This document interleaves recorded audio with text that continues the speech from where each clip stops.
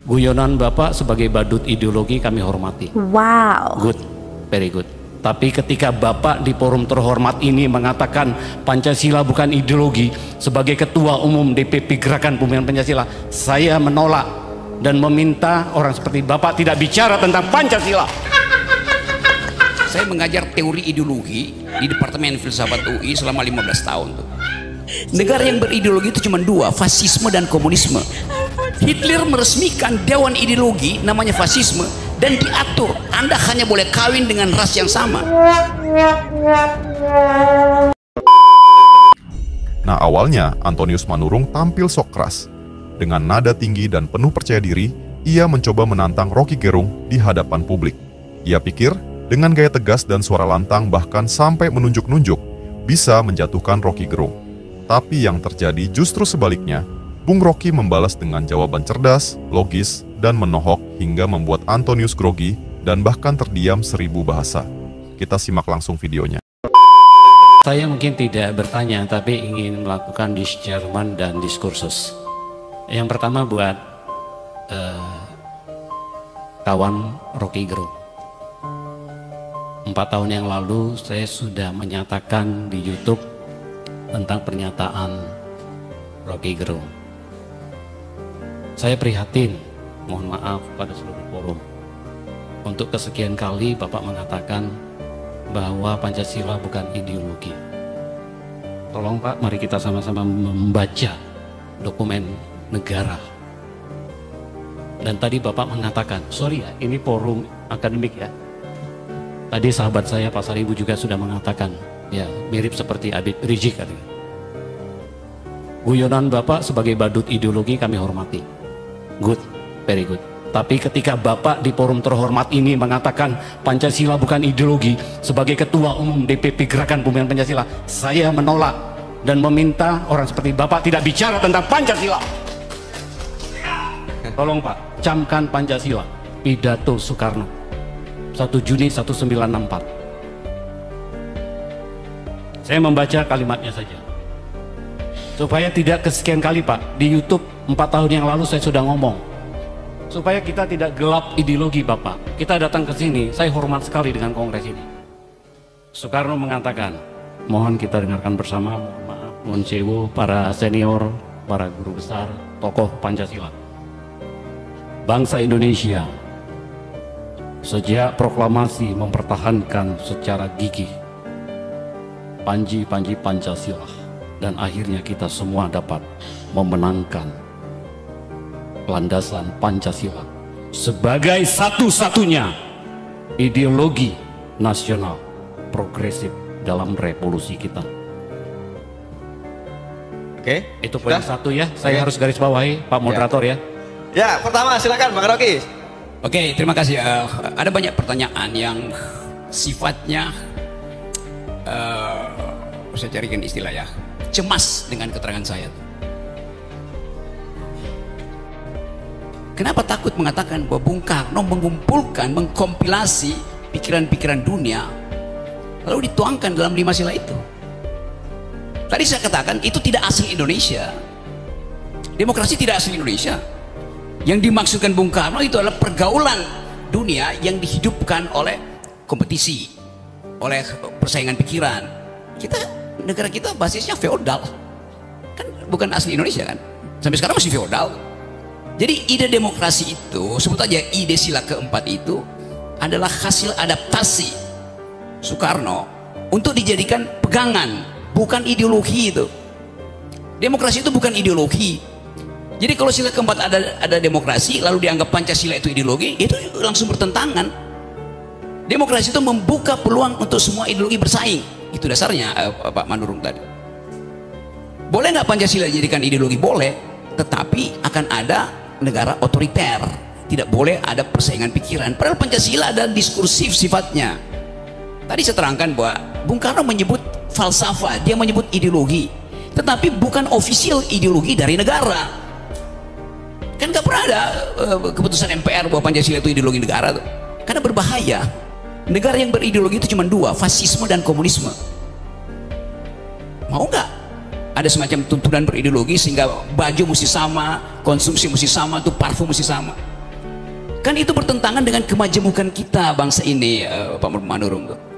Nah kalau misalnya mau dinyatakan sebagai ideologi, ada problem teoritis juga. Ideologi itu mesti koheren, nggak boleh retak. Sila pertama tuh ketuhanan yang Maha Esa. Sila keempat itu demokrasi, kemajemukan. Boleh nggak orang tidak memakai hak untuk beragama? Konstitusi itu mengatakan agama adalah hak, bukan kewajiban. Agama menjadi kewajiban ketika sila pertama itu didalilkan di dalam versi syariat Islam. Kewajiban menjalankan syariat Islam bagi pemuluh-pemuluhnya itu sudah dihilangkan, karena dianggap itu nanti akan ada problem ke depan itu. Jadi memang Pancasila itu bukan ideologi, bukan saya tidak menginginkan, tapi dua hal saya mau terangkan. Tidak diresmikan di dalam undang-undang, itu adalah wacana. Kata ideologi di situ dalam pengertian, oh itu pandangan hidup. Karena itu sering Bung Karno bilang Weltanschauung dalam bahasa Jerman, atau bilang Vision de Monde dalam bahasa Prancis tuh. Jadi tidak ada yang stabil di dalam pemaknaan Pancasila, itu posisinya begitu. Yang kedua, memang tidak digali dari bumi Indonesia, apalagi dalam bahasa Sanskerta. Anda baca di Bung Karno itu mengkoleksi bacaan Jerman, Prancis, Inggris, tapi dia nggak bisa berbaca Sanskerta. Kan dasarnya begitu tuh. Jadi kenikmatan kita untuk membayangkan ada semacam tuntunan, oke, tetapi tuntunan itu tidak boleh diresmikan sebagai ideologi negara, itu maksud saya tuh. Karena lebih berbahaya akibatnya. Demokrasi di negara manapun tidak ada demokrasi yang ada ideologi, karena itu bertentangan di dalam prinsip. Apalagi kalau disebutkan mesti ada satu official ideology dan orang akan tuntut ideologi itu mesti agama, ya udah habis negara ini. Jadi juga tadi teman yang bicara pertama bahwa nanti dulu nggak usah Pak, ya. Nanti diskusinya di panel di yang ke ya. Kasih kesempatan untuk ngomong dulu ya. Silakan Bang. Oke, saya lanjut ya.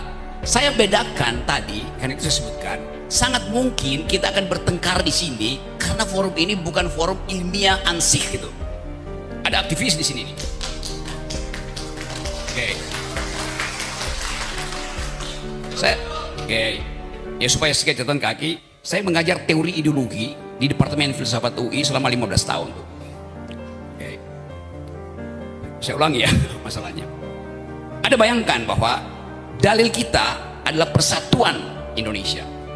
Boleh nggak dia dibungkus secara ideologi? Tidak bisa. Karena persatuan itu datang dari ontologi kemajemukan. Dari awal negeri ini majemuk, oleh karena itu diperlukan persatuan. Jangan dibalik, demi persatuan tidak boleh ada kemajemukan. Itu bahayanya berpikir secara ideologis. Dapat nggak poin itu? Tentu Anda marah karena kok nggak ada panduan ideologi, apalagi bikin dewan ideologi. Hitler bikin itu. Hitler meresmikan dewan ideologi namanya fasisme dan diatur Anda hanya boleh kawin dengan ras yang sama. Itu aturan ideologi ketat sekali. Jadi sekali lagi kita boleh anggap bahwa Bung Karno berhasil membaca kecenderungan dunia dan dia ambil saripatinya tuh. Bahkan dia rumuskan, iya kalau nggak 3-1 gotong royong. Bagaimana ada ideologi gotong royong? Jadi kita mesti lihat kecerdasan Bung Karno atau kecerdikan Bung Karno untuk menaturalisasi ideologi-ideologi dunia. Nah itu gampangnya. Istilah naturalisasi lagi keren sehari-hari ini. Iya. Naturalisasi.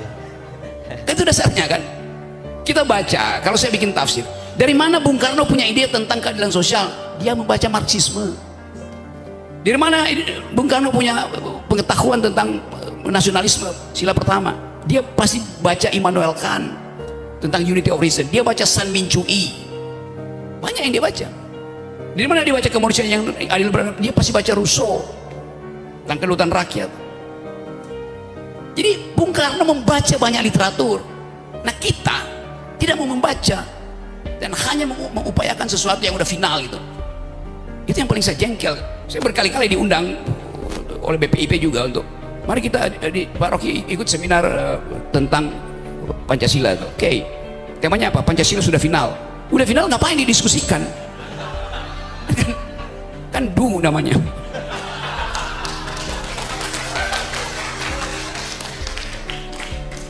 Jadi saya menginginkan ada panduan bernegara, ada semacam moral code yang kebetulan paling bagus adalah Pancasila. Udah, saya terima itu. Tetapi mempersoalkan Pancasila sebagai ideologi, oke, itu akan ada debat panjang tuh. Saya sudah pernah menulis panjang lebar tuh di majalah Prisma apa soal begituan. Jadi silakan baca, Bapak. Jadi referensi kita terhadap ideologi itu bahkan mesti masuk sampai pada pemeriksaan psikoanalisis. Saya mesti kasih Lacan di situ, saya akan kasih Althusser, saya kasih macam-macam tuh, supaya terlihat bahwa itu ideologi itu, dan itu tidak mungkin. Satu waktu mungkin ada orang yang berpikir, ya lebih baik Pancasila itu dibiarkan terbuka daripada ditutup sebagai asas tunggal. Itu dilakukan oleh Pak Harto. Pancasila ditutup dalam versi Soehartoisme, itu dasarnya.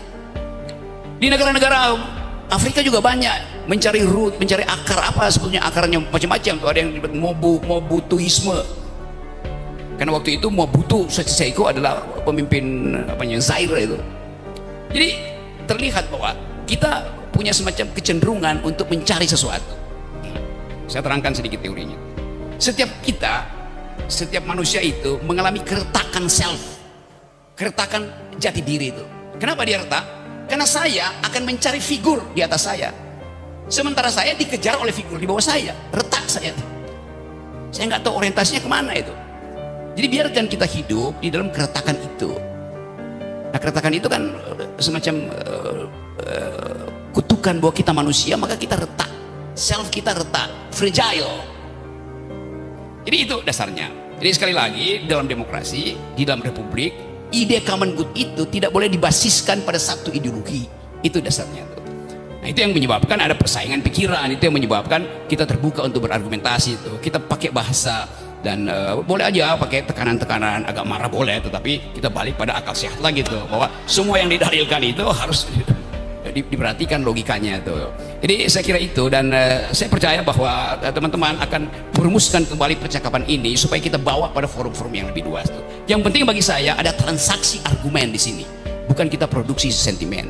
Dan saya percaya kalau kita keluar dari sini dalam 2 hari ini akan ada bekal pengetahuan di kepala kita, sehingga IQ bangsa ini bisa ditingkatkan oleh pertemuan hari ini.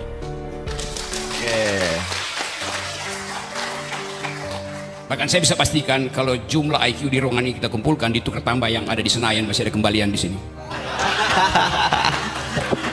Terima kasih Mas Rocky. Nah, pertarungan argumen antara Rocky Gerung dan Antonius Manurung akhirnya menjadi tontonan yang tak hanya menghibur, tapi juga penuh pelajaran. Antonius yang sejak awal tampil sok keras dan penuh percaya diri, ternyata tidak siap menghadapi ketajaman berpikir Rocky. Ia mencoba menekan dengan nada tinggi, tapi justru kehilangan arah ketika Rocky menjawab dengan tenang dan menusuk secara logis. Rocky Gerung sekali lagi membuktikan bahwa kekuatan sejati dalam debat bukan pada suara yang lantang, melainkan pada logika yang tajam dan kendali diri yang kuat. Saat Antonius mulai terbawa emosi, Rocky justru semakin tenang, mengolah setiap hinaan menjadi senjata balik yang membuat lawannya sendiri terdiam 1000 bahasa. Dalam sekejap, sosok yang tadinya terlihat garang berubah menjadi gugup dan tak berdaya, ibarat ayam sayur di depan Rocky Gerung yang tetap berdiri kokoh dengan nalar dan kejelasan pikirannya. Dari momen ini kita belajar bahwa orang yang paling keras berbicara belum tentu paling benar. Dalam dunia debat dan diskusi, hanya mereka yang mampu mengendalikan diri dan berpikir jernihlah yang akan keluar sebagai pemenang. Antonius boleh datang dengan gaya menantang, tapi Rocky yang pulang dengan kemenangan. Bukan karena emosi, tapi karena kecerdasan dan keteguhan akal sehat. Sekali lagi, Rocky Gerung menunjukkan kelasnya. Sosok yang tak bisa dikalahkan hanya dengan teriakan, karena ia selalu menjawab dengan pikiran. Nah, semuanya, itulah pembahasan kali ini. Semoga apa yang disampaikan bisa memberikan pelajaran untuk kita semua. Jangan lupa untuk like, komen, dan subscribe. Sampai jumpa di video berikutnya. Salam akal sehat. 'Cause I don't give a fuck what you say. Yeah, I'ma do shit my way. So you can go kill